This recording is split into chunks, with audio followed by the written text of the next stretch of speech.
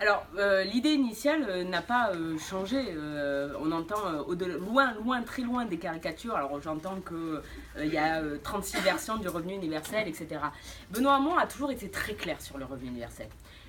On ne peut pas considérer qu'on opère une transition du travail aussi importante que celle qui est proposée avec le revenu universel en un jour. Donc, il a toujours été question qu'il y ait plusieurs étapes dans la mise en place du revenu universel. Ces étapes, elles commencent comment ? D'abord par une première étape, dès 2018, où on adresse pour le coup le revenu universel, notamment à tous ceux qui aujourd'hui sont concernés notamment par le RSA, à travers une revalorisation du RSA à 600 € versée à tout le monde, dès 18 ans, parce qu'il y a quand même une injustice qui est incroyable aujourd'hui en France. On est un des seuls pays, voire le seul pays, je ne sais plus, où les 18-25 ans ne sont pas concernés par ces aides-là. Donc le but, c'est de faire en sorte que dès 2018, déjà, tout le monde perçoive au minimum 600 €, c'est-à-dire à la fois pour les 18-25 ans et puis pour les actifs qui sont au-dessous d'un seuil qui est je crois, de 2200 € net par mois, soit 2800 € brut, qu'ils perçoivent justement cette première phase du revenu universel.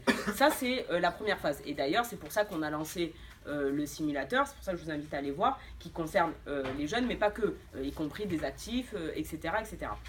Ensuite, il y a une deuxième phase du revenu universel qui entrera en ligne de compte dans la foulée, qui est de mettre en œuvre une grande conférence citoyenne pour voir comment justement et dans quelle proportion on met en place le revenu universel pour l'ensemble de la population afin d'atteindre le montant des 750 € qui avait été donné initialement. Et c'est aussi, c'est pour ça que je vous disais que tout est lié dans la démarche, le fait qu'on lie ça, la transition du travail avec la transition démocratique, parce que oui, on ne peut pas considérer qu'une mesure aussi forte qui vient toucher tous les pans de la société, puisqu'on est à la fois sur un revenu qui touche directement le pouvoir d'achat, qui permet d'augmenter le pouvoir d'achat des plus précaires, qui permet justement de revaloriser les feuilles de paie, parce que c'est aussi une revalorisation des bas salaires à travers la mise en place de ce revenu universel.